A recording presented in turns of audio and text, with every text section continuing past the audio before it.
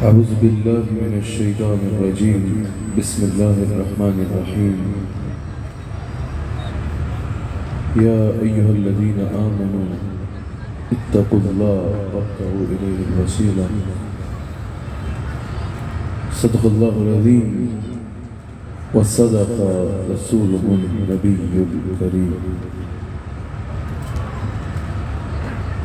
سچا ہمارا مالک اور سچا ہمارا خالق کہ سوا اس واحد یکتا کی کوئی عبادت کے لائق نہیں، اور سچے اس کے پیارے حبیب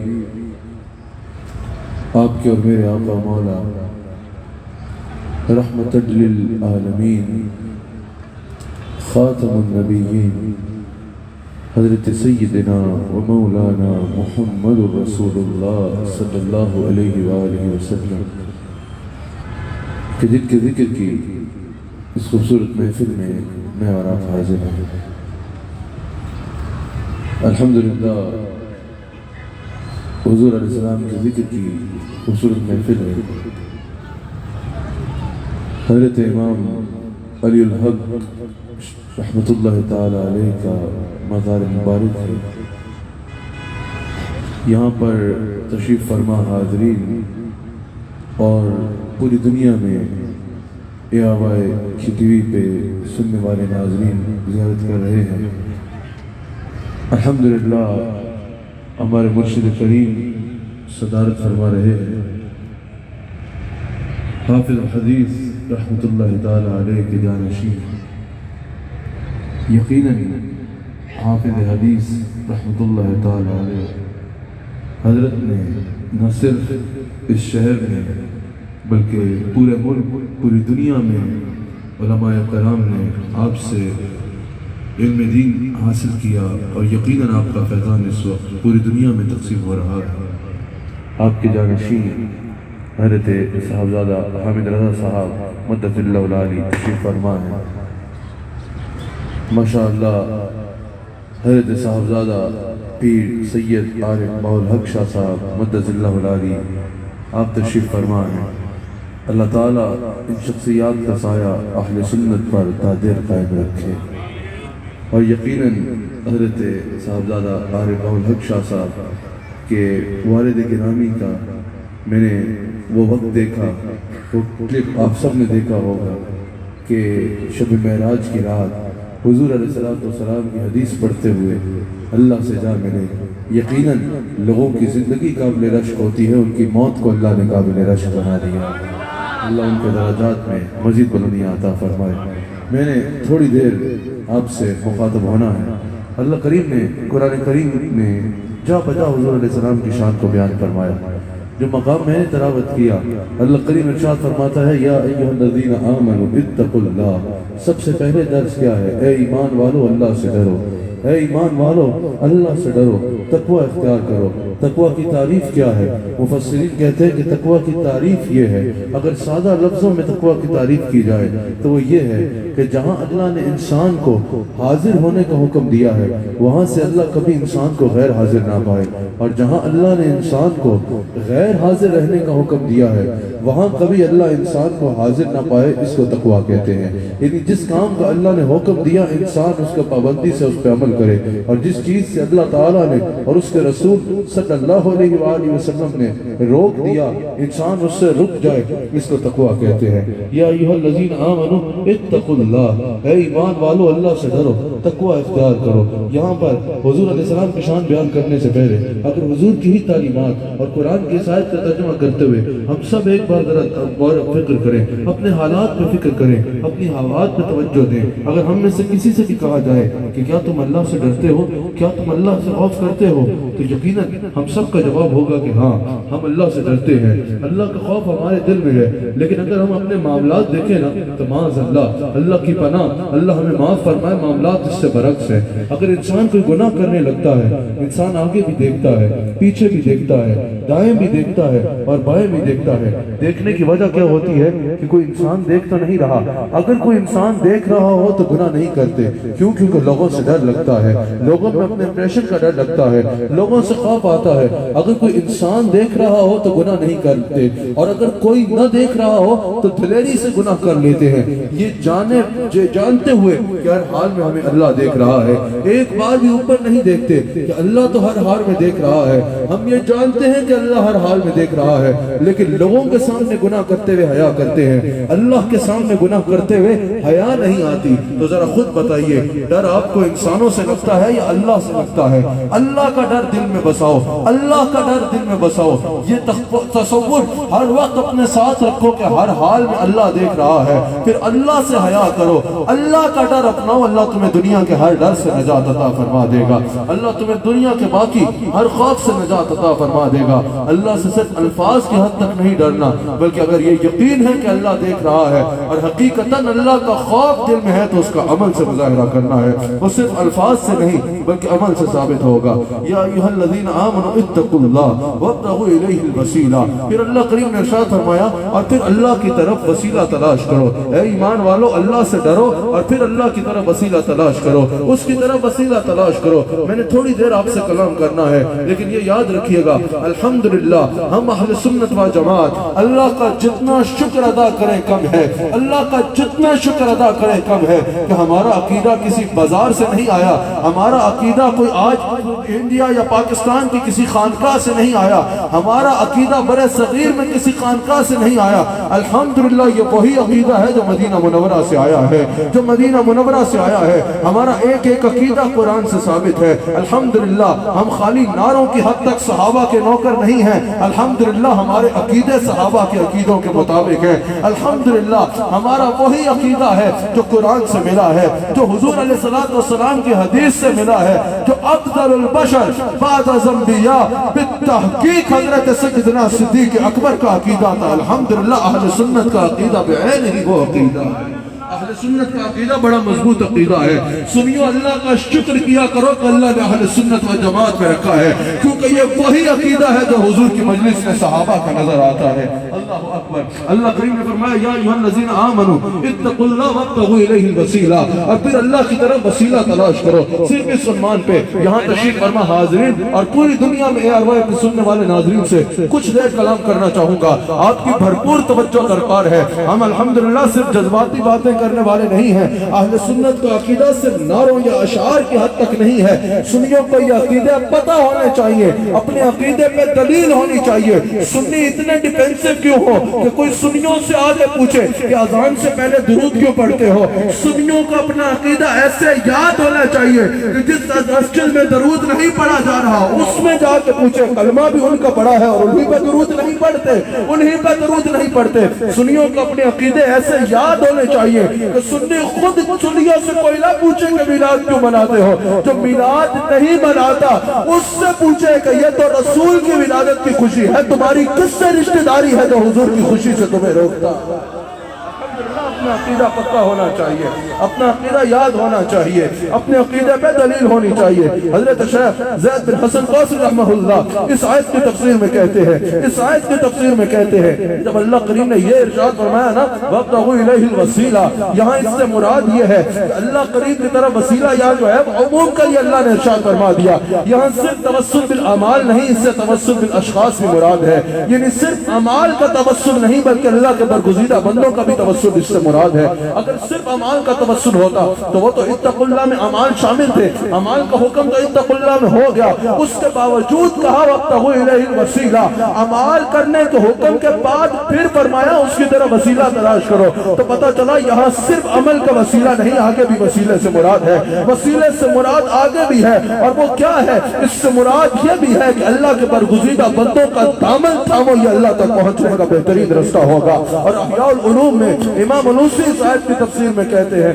امام غزالی کی کی بعد میں بعد میں رکھتا ہوں، تفسیر علوسی میں روح المعانی میں امام علوسی کہتے ہیں، روح المعانی میں امام علوسی نے کہا کہ رسول اللہ کریم نے یہ جو ارشاد فرمایا وَابْتَغُوا إِلَيْهِ الْوَسِيلَةَ، امام علوسی روح المعانی میں کہتے ہیں، امام علوسی کہتے ہیں اس سے مراد یہ ہے کہ جیسے اس سے مراد توسل بالاشخاص بھی ہے، جیسے حضور کی ظاہری حیات طیبہ میں صحابہ نے حضور کا وسیلہ مانگا، ویسے ہی آج ہم بھی حضور کا وسیلہ مانگ سکتے ہیں۔ اور پھر امام علوسی تفسیر روح المعانی میں یہ الفاظ کہتے ہیں کہ اگر کوئی ان الفاظ میں حضور کا وسیلہ مانگے کہ یا اللہ میں تیری بارگاہ میں تیرے حبیب علیہ السلام کا وسیلہ پیش کر کے عرض کرتا ہوں کہ میری مدد فرما، وہ فرماتے ہیں یہ صرف جائز نہیں، یہ عین قرآن کے حکم کے مطابق ہوگا، یہ عین شریعت کے مطابق ہوگا اگر کوئی حضور کا وسیلہ مانتا ہے۔ اچھا آپ کے لیے آسان بات کروں گا، آج کل لوگ کہتے ہیں، لوگوں نے کہا بھئی کہ اللہ کی بارگاہ میں قیامت کے دن کوئی وسیلہ ہے ہی نہیں، بعض لوگ یہ بھی بولتے ہیں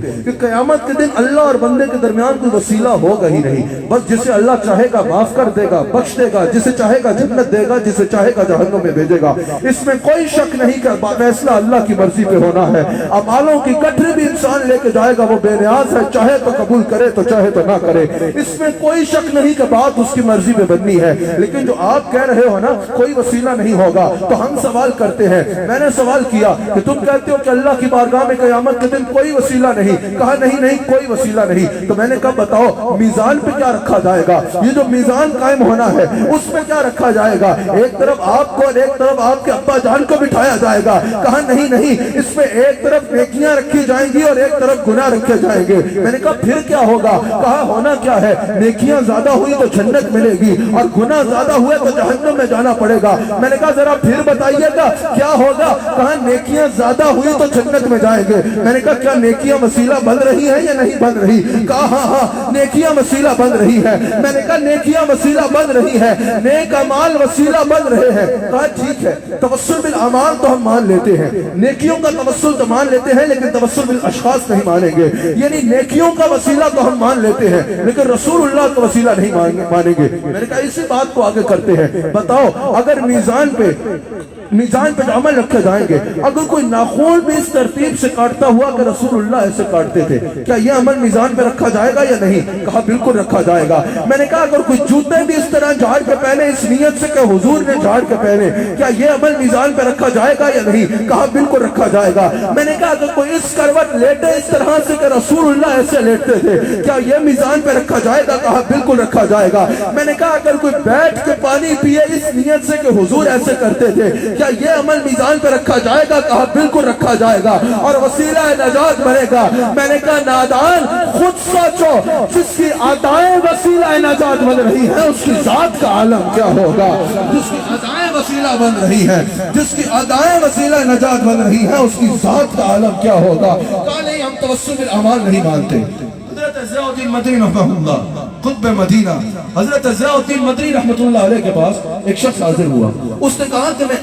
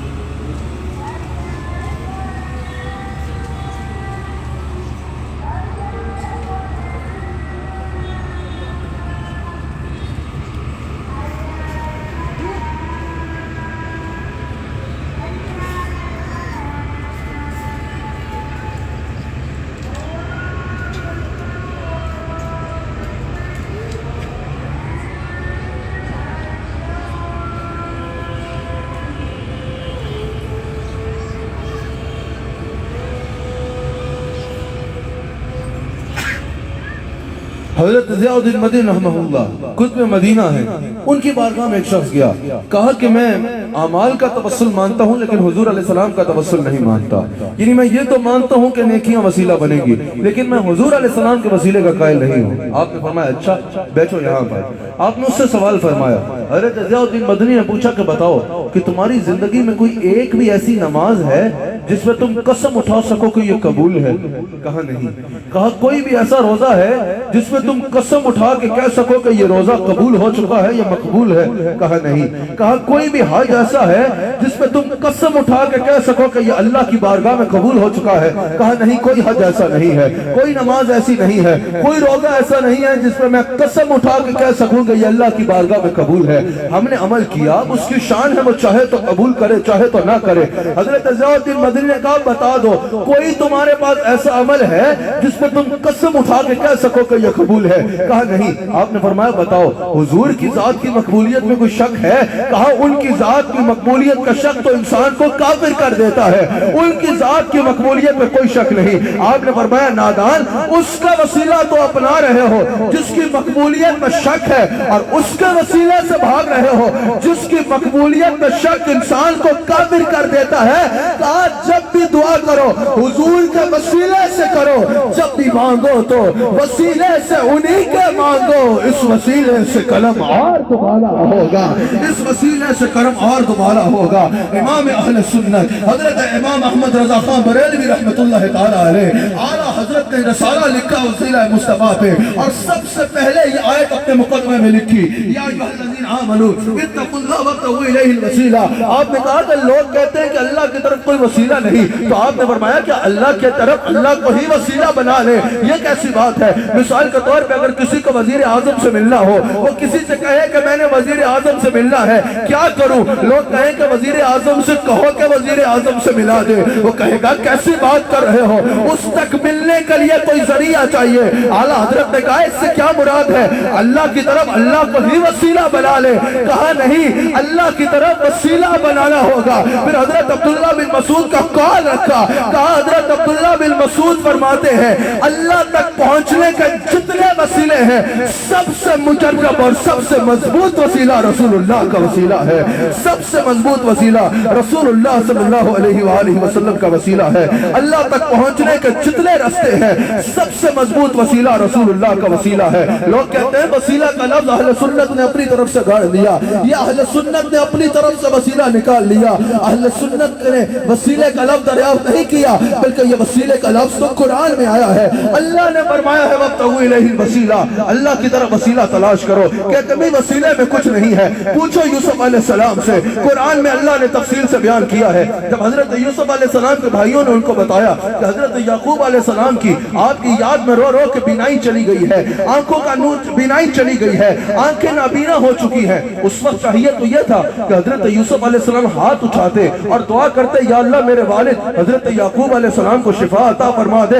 حضرت یوسف علیہ السلام اللہ کے نبی ہیں، وہ دعا کرتے تو یہ کیسے ممکن تھا قبول نہ ہوتی؟ ان کے ہاتھ اٹھتے اللہ کریم اسی وقت ان کو بینائی عطا فرما دیتا۔ حضرت یعقوب علیہ السلام خود نبی ہیں، وہ دعا کر لیتے کہ یا اللہ مجھے آنکھوں کی بصیرت واپس عطا فرما دے، وہ اللہ کے نبی ہیں، وہ ہاتھ اٹھاتے اللہ دعا قبول کر لیتا۔ آپ یہی طریقہ بتاتے ہیں نا، آپ کے نزدیک بس یہی طریقہ ہے نا کہ وسیلہ کچھ نہیں، دعا کرو اور مانگ لو، وسیلہ نہ اپناؤ۔ تو اگر صرف یہ طریقہ ہوتا حضرت یوسف علیہ السلام ہاتھ اٹھاتے دعا کرتے اور ان کی دعا سے حضرت یعقوب کو بینائی مل جاتی، لیکن قرآن میں موجود ہے انہوں نے ایسا نہ کیا۔ انہوں نے کیا کیا؟ اپنی قمیض اپنے بھائیوں کو عطا کی کہ جاؤ یہ میرے والد کے آنکھوں پہ لگانا، جیسے ہی آنکھوں پہ لگے گی اللہ اس قمیض کے وسیلے سے انہیں شفا عطا کر دے گا۔ اور پھر قرآن میں موجود ہے ایسا ہی ہوا، بھائیوں نے ان کی قمیض لی، حضرت یعقوب علیہ السلام کے پاس گئے، یعقوب علیہ السلام کے چہرے پہ قمیض کا لگنا تھا کہ اللہ نے اس قمیض کے وسیلے سے، قرآن میں موجود ہے کہ اس قمیض کا لگنا تھا، اللہ نے اس قمیض کے وسیلے سے ان کو شفا عطا فرما دی۔ اگر قمیض کا وسیلہ نہ ہوتا پھر تو دعا تھی نا، اس قمیض پہ کوئی دوائیاں تو نہیں لگی تھی، اس قمیض کے وسیلے سے اللہ نے یعقوب علیہ السلام کو شفا عطا کر دی، آنکھوں کی بینائی واپس عطا کر دی۔ تم کہتے ہو کہ وسیلہ نہیں ہے، یاد رکھنا جو وسیلے کا انکار کر رہا ہے وہ جہاں قرآن کی نصوص سے قطعیہ کا انکار کر رہا ہے وہاں اللہ کے دو نبیوں کی سنت کا صراحتاً انکار کر رہا ہے، جو وسیلے کا انکار کر رہا ہے وہ اللہ کے دو نبیوں کی سنت کا صراحتاً انکار کر رہا ہے، انکار کر رہا ہے۔ اور یاد رکھنا حضور علیہ السلام کا وسیلہ اللہ تک پہنچنے کے لیے سب سے بہترین وسیلہ ہے، سب سے بہترین وسیلہ ہے۔ اللہ اکبر۔ تم کہتے ہو کہ آج رسول کا وسیلہ مانگا جائے یا نہ مانگا جائے، تمہیں آج رسول کا وسیلہ سمجھ نہیں آتی۔ یاد رکھنا میں نے آخری اپنی گفتگو کی تھوڑی دیر میں آپ کے آگے عرض کرنا ہے کہ رسول اللہ کا وسیلہ صرف آج نہیں مانگا گیا، حضور علیہ السلام کے میلاد سے پہلے بھی امتیں حضور کا وسیلہ مانگتی تھی، یہ قرآن سے ثابت ہے۔ پھر حضور کے میلاد سے پہلے انبیاء حضور کا وسیلہ مانگتے تھے، پھر حضور کے میلاد کے بعد حضور کے اعلان نبوت سے پہلے بھی حضور کا وسیلہ مانگا گیا، بخاری شاہد ہے، میں عرض کرتا ہوں۔ پھر حضور کی ظاہری حیات طیبہ میں صحابہ حضور کا وسیلہ مانگتے اور حضور نے خود یہ دعا کرنا سکھایا۔ اور آج بھی صرف جائز نہیں بلکہ قرآن کا حکم ہے کہ رب کو راضی کرنا ہے تو رسول کے وسیلے کے بغیر ممکن ہی نہیں ہے، رسول اللہ کے وسیلے کے بغیر ممکن ہی نہیں ہے۔ سب سے پہلے اللہ اکبر امام حاکم نے نقل کیا، امام بحقی نے نقل کیا، ابن قصیر نے نقل کیا، امام سیوطی نے نقل کیا، اور ابن تیمیہ نے بھی اس کو نقل کرنے کے بعد اس پہ جرح نہیں کی، یعنی اس کو مقبول مانا، اس پہ جرح نہیں کی۔ علامہ ابن تیمیہ جو غیر مقلدوں کا امام ہے وہ بھی نقل کرتا ہے۔ بات کیا ہے؟ حضرت عمر راوی ہے، حضور علیہ السلام کہ وسیلہ کتنا مضبوط ہے، یہاں سے سنو۔ جب وہ معاملہ ہوا نا، اس کے سبب آدم علیہ السلام زمین پہ تشریف لائے، آدم علیہ السلام زمین پہ آئے، سینکڑوں سال عرض کرتے ہیں یا اللہ راضی ہو جا، لیکن وہاں سے پیغام رضا نہ آیا۔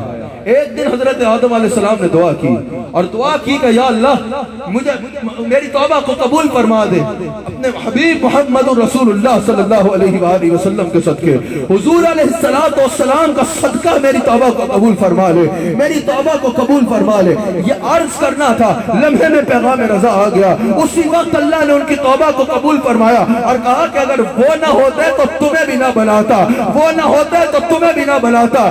دیگر محدثین نے تو نقل کیا ہی کیا، اس کو غیر مقلدوں کے امام ابن تیمیہ نے بھی نقل کیا کہ حضور کا وسیلہ مانگا حضرت آدم علیہ السلام نے، حضور کے حق سے دعا مانگی، اللہ تعالیٰ نے فوراً پیغام رضا دے دیا اور حضرت آدم علیہ السلام کی توبہ کو قبول فرما لیا۔ میں سوال کرنا چاہتا ہوں، سینکڑوں سال کے بعد یہ وسیلہ کیوں مانگا؟ پہلے روز ہی یہ وسیلہ مانگ لیتے، پہلے روز ہی توبہ قبول ہو جاتی۔ اس میں حکمت تھی، اللہ قیامت تک آنے والی اولاد آدم کو بتانا چاہتا تھا جب ہمارے سچے نبی کی بات رسول اللہ کے وسیلے سے قبول ہوئی تو آج تم کس بات کی مولی ہو کہ کہتے ہو کہ رسول کو چھوڑ کے اللہ سے ملے گے؟ سن لو، اگر اللہ ملے گا تو دامن مصطفیٰ تھام کے ملے گا، ملے گا تو رسول اللہ کے وسیلے کے بغیر ممکن نہیں ہے۔ کہا نہیں ہم ڈائریکٹ باتیں کریں گے، میں نے کہا ٹھیک ہے آپ ڈائریکٹ باتیں کرتے ہو، ذرا یہ بتاؤ کہ اللہ نے کبھی آپ سے ڈائریکٹ بات کی؟ آپ کہتے ہو اللہ نے قرآن میں یہ فرمایا، اللہ نے قرآن میں یہ فرمایا، یا اللہ نے آپ کو براہ راست فرمایا؟ کہا نہیں اللہ نے رسول سے کہا، رسول نے ہمیں فرمایا۔ میں نے کہا آپ اللہ کے اتنے فرمان سامنے رکھتے ہو، حدیث قدسی بھی بیان کر رہے ہو، کیا اللہ نے آپ کے براہ راست بات کی ہے؟ کہا نہیں اللہ نے رسول سے کہا، رسول نے ہم سے کہا۔ میں نے کہا کہ تم کہہ رہے ہو اللہ سے ڈائریکٹ بات کروں گا، بتاؤ کبھی اللہ نے تم سے ڈائریکٹ بات کی ہے؟ کہا نہیں اللہ رسول سے بات کرتا ہے اور رسول ہم تک پہنچاتا ہے۔ میں نے کہا نادان، جب وہ اللہ ہو کے رسول کے ذریعے کے بغیر تجھ سے بات نہیں کر رہا تو تو بندہ ہو کے رسول کے وسیلے کے بغیر اس تک کیسے پہنچ سکتا ہے؟ لوگ کہتے ہیں ہم کو خدا چاہیے، ہم بھی کہتے ہیں ہاں با خدا چاہیے۔ ملا جی خدا تک پہنچنے کا زینہ تو ہو، ہاتھ میں دامن مصطفیٰ چاہیے۔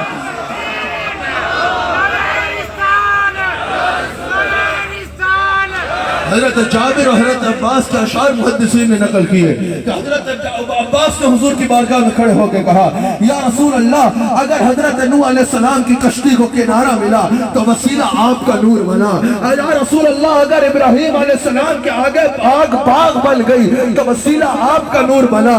یا حضرت جابر نے کہا یا رسول اللہ، اگر اسماعیل علیہ السلام کے گلے پہ چھری نہ چل پائی تو وسیلہ آپ کا نور بنا۔ کشتی نوح میں نار نمرود میں، بطن ماہی میں یونس کی فریاد پر آپ کا نام نامی ہے، صلی علی ہر جگہ ہر مصیبت میں کا مصیبت میں کا مصیبت میں۔ سورہ بقرہ میں اللہ کریم ارشاد فرماتا ہے، اے میرے حبیب علیہ السلام، آپ سے پہلے جو یہود تھے نا، جب وہ پتہ مانگتے تھے نا، جب وہ کفار کے خلاف برسر پیکار آتے تھے، جب وہ پتہ مانگتے تھے، وہ آپ کے وسیلے سے پتہ مانگتے تھے، آپ کے وسیلے سے پتہ مانگتے تھے، اور آپ کے وسیلے سے ہم انہیں فتح عطا فرماتے تھے، آپ کے نام کی وجہ سے ہم ان کو فتح عطا فرماتے تھے۔ اور امام علوسی نے روح المعانی میں کہا ہے کہ وہ کیا کرتے تھے، وہ تورات کھولتے تھے، وہ مقام نکالتے تھے جہاں رسول اللہ کا ذکر تھا، جہاں خاتم النبیین کا ذکر تھا، اس مقام پہ ہاتھ رکھ کے کہتے تھے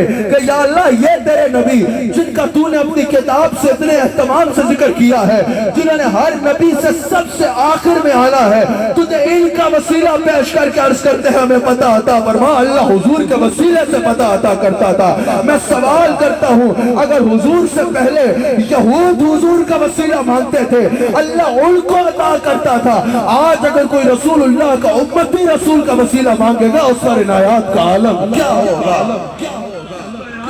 عالم کیا ہوگا۔ اور اسی آیت کی تفسیر میں کئی محدثین نے رکھا، ابن حجر اسقلانی نے لکھا، امام طبری نے لکھا، امام علوسی نے لکھا، امام سیوطی نے لکھا، ابن قصیر نے بھی کہا، امام بغوی نے بھی کہا، امام زمخشری نے بھی کہا، امام قرطبی نے بھی لکھا، دیگر کئی مفسرین نے اس کی تفسیر میں یہ کہا کہ حضرت معاذ بن جبل رضی اللہ تعالیٰ عنہ پہلے یہ مشرقین میں تھے، جب انہوں نے اسلام قبول کیا نا، اور جب یہود حضور کی مخالفت کر رہے تھے، اس وقت معاذ بن جبل نے یہود کو مخاطب کر کے کہا کہ پہلے جب تم ہم سے جنگ لڑتے تھے، ہم مشرک تھے، تم انہی کے وسیلے سے اللہ سے پتہ مانگتے تھے، اور انہی کے وسیلے سے اللہ تمہیں پتہ دیتا تھا۔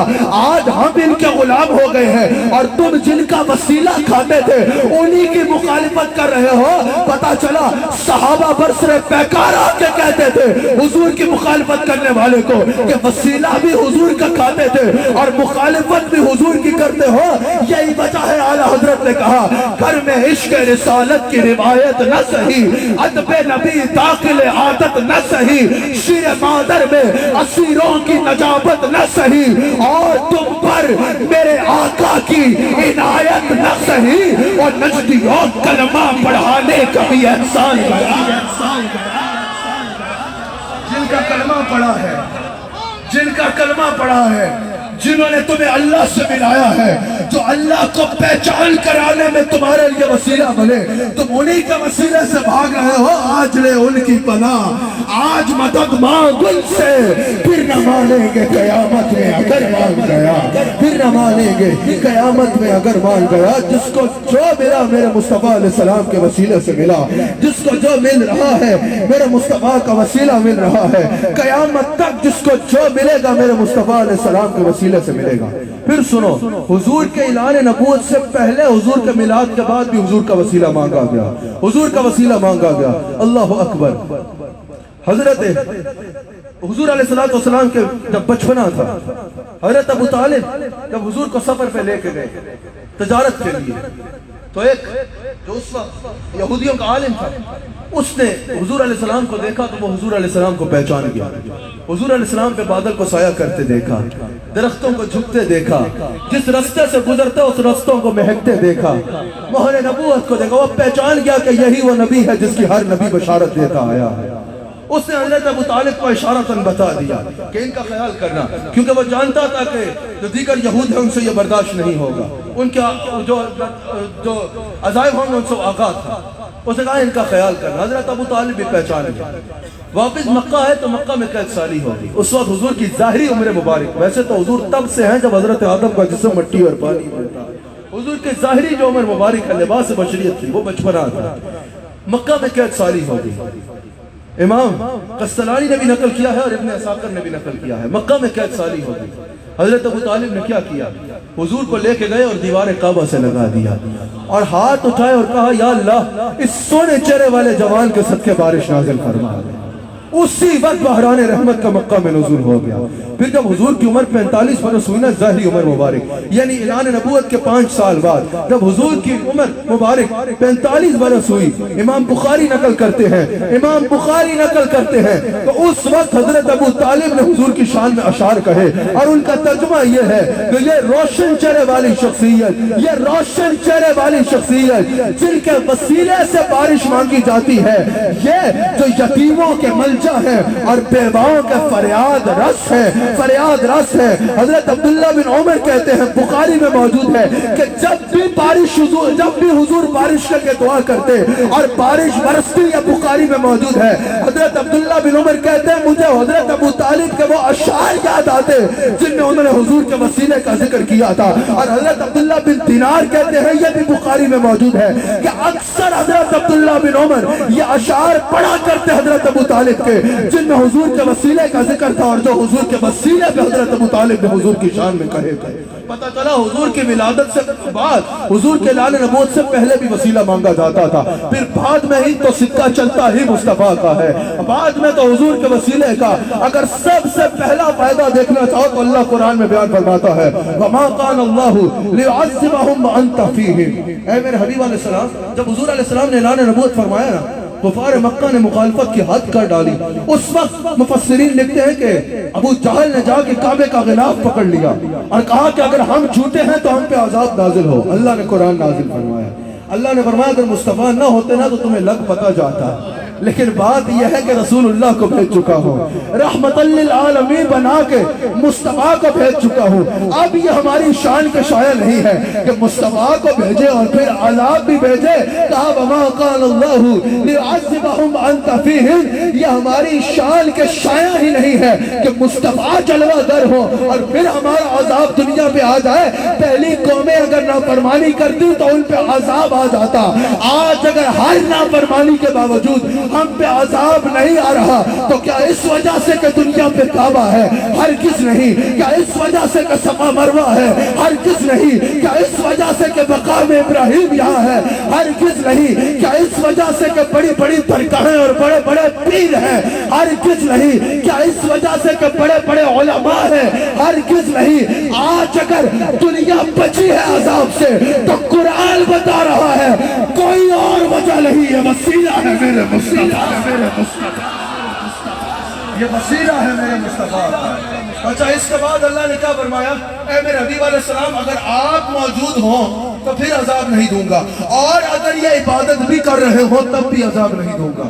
اب علماء تشریح فرما ہے، ظاہری عقل میں تو یہ آتا ہے کہ پہلے ہونا چاہیے تھا کہ اگر استغفار کر رہے ہوں گے پھر عذاب نہیں دوں گا، اور کیونکہ استغفار عبادت ہے، استغفار کر رہے ہوں گے پھر عذاب نہیں دوں گا، اور اگر آپ موجود ہوں گے تب بھی عذاب نہیں دوں گا۔ لیکن جو بات دوسری نمبر پہ آئے نا، وہ ثانوی حیثیت رکھتی ہے، اولن و ثانیاً، وہ سیکنڈری حیثیت رکھتی ہے۔ اللہ نے پہلے کہا آپ ہوں گے تو عذاب نہیں دوں گا، پھر کہا استغفار کریں گے تو عذاب نہیں دوں گا۔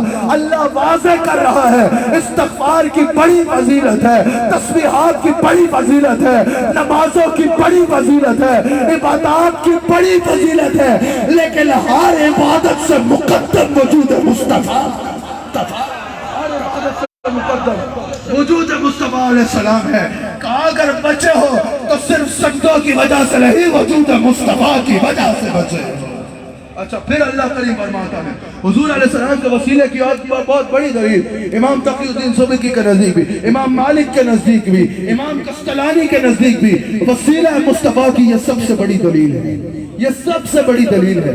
اور وہ کیا ہے؟ وَلَوْ أَنَّهُمْ إِذْ ظَلَمُوا أَنفُسَهُمْ جَاءُوكَ فَاسْتَغْفَرُوا اللَّهَ وَاسْتَغْفَرَ لَهُمُ الرَّسُولُ لَوَجَدُوا اللَّهَ تَوَّابًا رَحِيمًا، کہ جب بھی اپنی جانوں پہ ظلم کر بیٹھو نا، میرے حبیب کی بارگاہ میں حاضر ہو جاؤ، وہاں جا کے مجھ سے معافی مانگو۔ پہنچ بھی گئے، معافی مانگ بھی لی۔ کچھ لوگ کہہ رہے ہیں میں 40 نمازیں پوری کرو، توبہ توبہ کرو پھر جاؤ۔ یا اللہ کیا یہاں تک بات بن جائے گی؟ اللہ نے فرمایا نہیں، اگر یہاں تک بات بننی ہوتی تو پھر تو مکہ میں بھی بات بن جاتی نا، اگر یہاں تک بات بننی ہوتی تو وہ گھر بیٹھ کے بھی بن جاتی۔ اللہ نے فرمایا وَاسْتَغْفَرَ لَهُمُ الرَّسُولُ، اصل بات تو اب آئی ہے، اب رسول تمہاری سفارش کرے، رسول تمہاری سفارش کرے۔ रसूल, रसूल तुम्हारे लिए मग़फ़िरत तलब करे, रसूल तुम्हारी सिफारिश करे। वसीला और किसे कहते हैं? रसूल तुम्हारी सिफारिश करे। जब रसूल सिफारिश कर देंगे तो लवजदुल्लाह तव्वाबर रहीम, जरूर पाओगे मुझे तौबा को कबूल करने वाला और निहायत ही रहम करने वाला। मेरा सकीदे ने कहा ये वस्तग़फ़िरुल्लाह रसूल का फरमान सिर्फ सहाबा के लिए था, तो मैंने कहा फस्तग़फ़िरुल्लाह का फरमान भी सिर्फ सहाबा के लिए है। कहा नहीं नहीं, वो हमेशा के लिए है। मैंने कहा फिर तुम्हें किसने इख्तियार दिया है कि कहो कि एक फरमान हमेशा के लिए है और एक सिर्फ सहाबा के लिए था? ये दोनों हुक्म मुत्तसिल आए हैं। जैसे खुदा से मांगने का हुक्म हमेशा के लिए है, वैसे ही मुस्तफा की सिफारिश का हुक्म भी हमेशा अल्लाह ने यह फरमा के ना कहानी मुस्तफा के हाथ में दे दी, कहानी मुस्तफा के हाथ में दे दी है।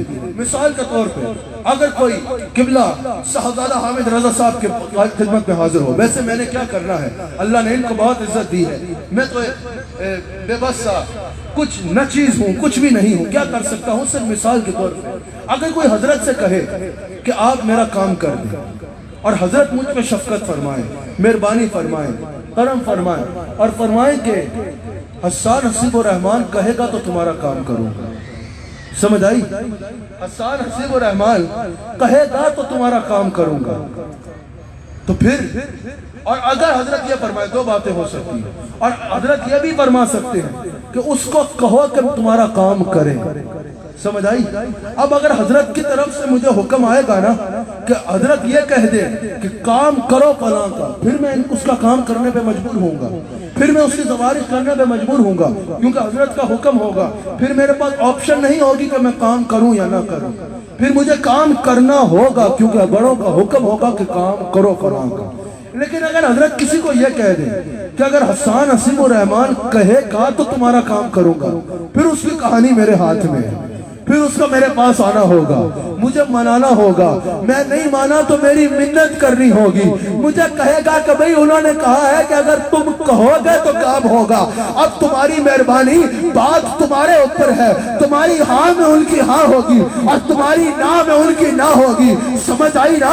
फिर कहानी मेरे हाथ में होगी। अल्लाह अगर ये कहता ना मेरे हबीब जो आए उसकी सिफारिश करो, फिर रसूल का मंगता बनने की जरूरत नहीं थी। फिर बस बंदा मदीना शरीफ जाता, अल्लाह का हुक्म होता, रसूलुल्लाह पाबंद होते काम करने के लिए, वसीला या तरले करने की जरूरत न पड़ती, बंदा मदीना शरीफ से हो के आ जाता, काम हो जाता। अल्लाह ने हमें फरमाया अगर रसूल कहेंगे तो तुम्हारा काम करूंगा। रसूल रसूल कहेंगे तो काम होगा। अब पता चला कहानी रसूल के हाथ में है। अब मदीने में पीर बन के नहीं, राजा बन के नहीं, मुफ्ती बन के नहीं, चौधरी बन के नहीं, मदीने का कुत्ता बन के जाना होगा। रसूल के कदमों पे पड़ना होगा, रसूल के आगे झोली को पहनाना होगा, रसूल के आगे भीख मांगनी होगी। अगर रसूल ने हाँ कह दी तो खुदा की तरफ से भी हाँ होगी, और अगर रसूल ने ना कह दी तो खुदा की तरफ से भी ना।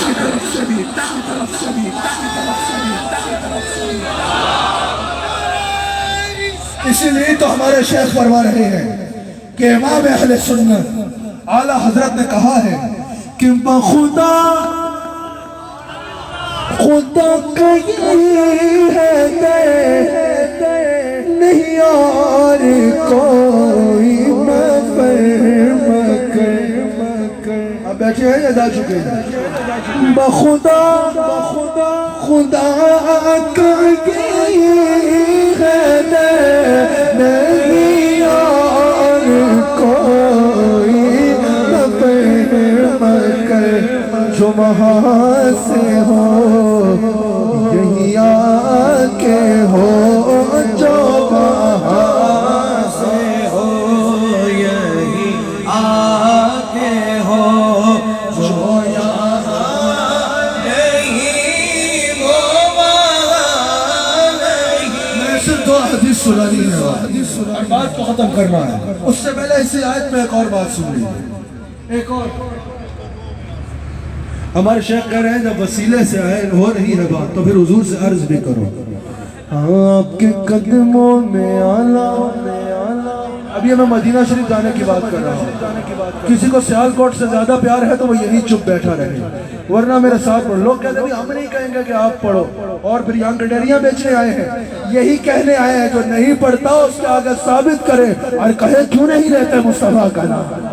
ذرا میرے ساتھ سب کہو کہ آپ کے قدموں میں آنا میرا کام تھا, آپ کے قدموں میں آنا میرا کام تھا, آپ کے قدموں میں آنا میرا کام تھا, میری بگڑی بنانا آپ کا کام ہے, میری آنکھوں کو ہے دید کی آرزو, رخ سے پردہ ہٹانا آپ کا کام ہے. ساکیا یہ چل قربان آپ کے نام پر, ساکیا چل قربان آپ کے نام پر, وہ نگاہیں اپنے خدام پر چھوڑ دی ہم نے کشتی آپ کے نام پر, چھوڑ دی ہم نے کشتی یا رسول اللہ, چھوڑ دی ہم نے کشتی آپ کے نام پر, اب کنارے لگانا آپ کا کام ہے. میرے دل میں فقط آپ کا راج ہے, ذہن آگے تصور کا محتاج ہے, ایک نگاہ کرم ہی میری علاج ہے, ایک نگاہ کرم یا رسول اللہ, ایک نگاہ کرم تاجدار حرم, ایک نگاہ کرم, ایک نگاہ کرم, ایک نگاہ کرم یا رسول اللہ, ایک نگاہ کرم تاجدار حرم, ایک نگاہ کرم ہی میری لاج ہے, لاج میری نبھانا آپ کا کام ہے. میں خود آج اشعار کم رکھ رہا ہوں, اپنے شیخ کے حکم میں بات کی, چند منٹ رہ گئے میری گفتگو کے, خود میں نے اشعار کم رکھے کہ الحمدللہ اہل سنت کے پاس اشعار بھی ہیں اور اپنے عقیدے پہ دلائل بھی یاد ہونے چاہیے. اس آیت میں ایک اور بات کرتا چلوں, موضوع تھوڑی سی آیت ہے لیکن میرے ذہن میں آگے میں کرنا چاہتا ہوں. مفسرین نے یہاں دو آیتوں کو جوڑ کے حضور کی شان میں کمال کا نقطہ دیا. اگر ہم سورہ اذا جاء نصر اللہ الفتح پڑھیں, اذا جاء نصر اللہ والفتح ورأيت الناس يدخلون في دين الله أفواجا فسبح بحمد ربك واستغفر إنه كان توابا. اور اگر ہم یہ آیت پڑھیں جو میں پڑھ رہا ہوں, واستغفر لهم الرسول, واستغفر لهم الرسول, وہاں کیا تھا؟ فسبح بحمد ربك واستغفر إنه كان توابا. یہاں کیا ہے؟ واستغفر لهم الرسول لوجدوا اللہ, لوجدوا اللہ توابا رحیما. ترجمہ کیا؟ اگر وہ تسبیح کرے, فسبح بحمد ربک واستغفر, اگر تسبیح کرو گے, اگر تسبیح کرے تو کیا ہوگا؟ انہ کان توابا, بے شک میں معاف کرنے والا ہوں, بے شک میں توبہ کو قبول کرنے والا ہوں. اگر تسبیح کریں گے تو بے شک میں توبہ کو قبول کرنے والا ہوں.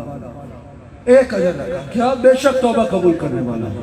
اور واستغفر لهم الرسول, اگر رسول کے پاس جائیں گے تو لوجد اللہ توابا رحیما, پھر مجھے تواب بھی پائیں گے اور رحیم بھی پائیں گے. فوراً حبیب کی بارگاہ میں اجر ڈبل ہو گیا. ایک تو اجر فوراً ڈبل ہو گیا, فوراً اجر ڈبل ہو گیا. اور پھر جو اصل بات ہے, کہا فسبح بحمد ربک واستغفر, اگر تسبیح کریں گے تو کیا ہوگا؟ انہ کان توابا، بے شک بخشنے والا ہوں. وعدہ نہیں کیا کہ بخشوں گا، کہا بے شک بخشنے والا ہوں. بے نیاز ہے، چاہے گا تو بخش دے گا، چاہے گا تو نہیں بخشے. بے نیاز ہے، وعدہ نہیں کیا بخشش کا، خالی سجدوں پہ بخشش کا وعدہ نہیں کیا، خالی تسبیح پہ بخشش کا وعدہ نہیں کیا. لیکن جب رسول کے پاس بھیجا کہا وَاسْتَغْفَرَ لَهُمُ الرَّسُولُ، اگر رسول کہے گے تو پھر لام تاکید کے لیے ہے، لَوَجَدُ اللَّهَ تَوَّابًا رَحِيمًا، پھر شک نہیں ہے، پھر ضرور پاؤ کہ مجھے توبہ کو قبول کرنے والا اور نہایت ہی رحم کرنے والا. کہاں گارنٹی رہی، کہاں گارنٹی ہے؟ پھر ضرور پاؤ کہ مجھے توبہ قبول کرنے والا اور رحم فرمانے والا. آخری حدیث، میں نے 2 حدیث بیان کرنی تھی، بس ایک بیان کر کے بات کو ختم کرتا ہوں، کیونکہ وسیلہ مصطفیٰ پر یہ سب سے بڑی دلیل ہے، اور یہ وہ ہے جو حضور علیہ السلام نے خود ارشاد فرمائی ہے. امام ترمذی نے اس کو نقل کیا ہے، اور امام ترمذی نے کہا ہے هذا حدیث حسن صحیح ہے کہ یہ صحیح حدیث ہے. امام ترمذی اس حدیث کو نقل کرتے ہیں. حضور علیہ السلام کا دربار ہے. اسی حدیث پہ میں نے بات ختم کر دی. ایک نابینا صحابی حضور کی بارگاہ میں حاضر ہوتے ہیں، اور علامہ ابن تیمیہ نے بھی اس کو نقل کیا، اور علامہ ابن تیمیہ نے کہا ہے کہ یہ صرف اس دور کے لیے نہیں ہے، ہمیشہ کے لیے. یہ علامہ ابن تیمیہ نے کہا ہے، هذا دلیل فی توسل الوسیلہ، اس کی رسالہ لکھا اس نے کہا ہے. وہ ہے کیا کہ حضور علیہ السلام کی بارگاہ میں نابینا صحابی آئے، کہا یا رسول اللہ بینائی چاہیے. حضور علیہ السلام چاہتے تو دعا کرتے اسے بینائی مل جاتی، چاہتے تو جس طرح حضرت قتادہ کے ساتھ کیا تھا اپنا لعاب لگاتے اس کو بینائی مل جاتی. لیکن حضور امت کے قیامت تک آنے والے ہر بیمار کو دعا سکھانا چاہتے ہیں. حضور نے فرمایا اپنے گھر جاؤ اور وہاں جا کے دعا مانگو. کن الفاظ ہیں کہ یا اللہ میں تیری بارگاہ میں تیرے حبیب علیہ السلام کا وسیلہ پیش کر کے عرض کرتا ہوں جو نبی رحمت ہے، اور پھر اپنی حاجت عرض کرتا. اور پھر حضور نے فرمایا کیا بات یہاں ختم ہے؟ نہیں. حضور نے فرمایا پھر اپنے گھر سے مجھے مخاطب کر. امام ترمذی نقل کر رہے ہیں کہ اپنے گھر سے مجھے مخاطب کر اور عرض کر کہ یا رسول اللہ میں نے آپ کا وسیلہ پیش کر کے اللہ کے حضور اپنی فریاد کر دی ہے، اب آپ میری سفارش کریں، اب آپ میری سفارش کریں. اللہ اکبر. صحابہ کہتے ہیں وہی شخص کچھ دیر بعد اسی مجلس میں آیا اور اللہ اس کو بینائی عطا کر چکا.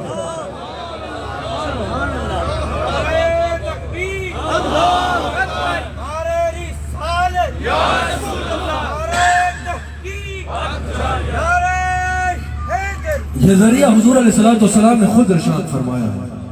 تو پتہ چلا کہ جب بھی مانگو تو وسیلے سے انہی کے مانگو، اس وسیلے سے کرم اور دوبارہ ہوگا. ان کی باتوں میں نہ آنا، ان کی باتوں میں نہ آنا جو حضور کے دربار سے روکتے ہیں. ان کی سمجھ ہی نہیں ہے، ان کو سمجھ ہی نہیں ہے کیا ہے، ان کی اوقات ہی کتنی ہے کہ کیا جانے. کچھ بشر ہونے کے ناطے انہیں خود سا جانے، کچھ پیامی ہی محض ان کو خدا کا جانے. ان کی اوقات ہی کیا ہے یہ کتنا جانے. فرش والے آپ کی شاکت کا علو کیا جانے. فرش والے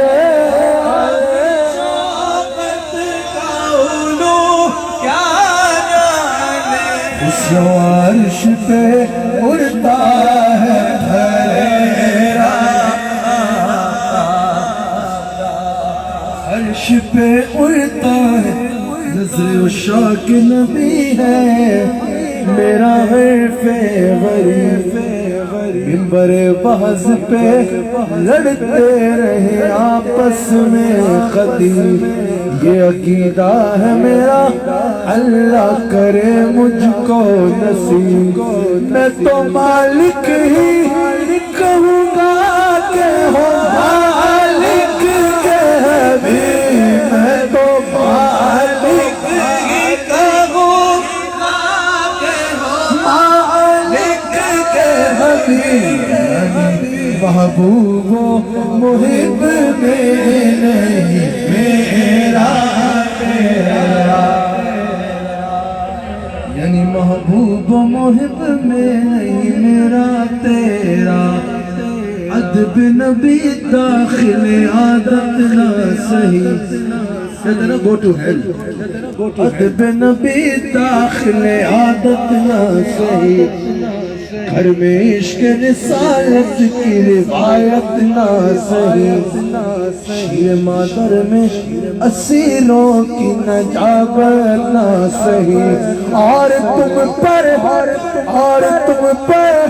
میرے آقا کی عنایت نہ سہی، نجدیوں کلمہ پڑھانے کا بھی احسان، اللہ اس محفل کو اپنی بارگاہ میں قبول فرمائے۔ ملک اشرف صاحب اللہ تعالیٰ آپ کو اجر عظیم عطا فرمائے۔ اشرف صاحب آپ نے محبت سے اس محفل کو سجایا، اللہ تعالیٰ حضور علیہ السلام کو وسیلہ پیش کر کے عرض کرتے ہیں اللہ تعالیٰ آپ کے اوپر اپنا خاص فضل و کرم فرمائے، اللہ تعالیٰ آپ سب پہ اپنی خاص رحمتوں کا نزول فرمائے۔ اگلے 4 روز انشاءاللہ 3 روز سیالکوٹ میں ہی ہیں، مختلف مقامات پہ محافل ہوں گی، ضرور شرکت کیجئے۔ 21 مارچ کو انشاءاللہ مراقی وال میں جو مرکزی اجتماع ہوتا ہے ہر سال، پچھلے سال ہوا، انشاءاللہ اس مرتبہ پھر اللہ اکبر، اس نیچے سے ہٹ جائیے، اس مرتبہ پھر 21 مارچ کو انشاءاللہ حضور علیہ السلام کے ذکر کی عظیم الشان محفل کا انشاءاللہ مراقی وال میں اجتماع ہوگا۔ اب سب آپ اس میں بھی شرکت کریں اور بالخصوص ضروری اعلان سماعت فرما لیں۔ آپ کے علم ہے کہ پچھلے کچھ برس رمضان المبارک میں آنے کی وجہ سے 8 جون کا عرس شریف نہیں ہوا، اس مرتبہ پھر انشاءاللہ 7، 8، 9 جون کو اللہ کی کرم، حضور کی رحمت اور سیدہ کائنات سلام علیہا کا صدقہ 8 جون کو عیدگاہ شریف میں حضرت خواجہ عبدالکریم رحمۃ اللہ علیہ نے خود جو عرس کی بنیاد رکھی، عالمی میلاد کانفرنس کا انشاءاللہ انعقاد ہوگا 7، 8، 9 جون عرس شریف میں شرکت نہ صرف خود یقینی بنائیں بلکہ دیگر حضرات کو بھی اس کی اطلاع کرنا آج سے شروع کر دیجئے۔ 8 جون کو انشاءاللہ مرکزی مجلس کا انعقاد ہوگا۔ اللہ تعالی ہم سب کو حضور علیہ السلام کا نمک حلال اور وفادار رکھیں۔ عصر کی نماز کا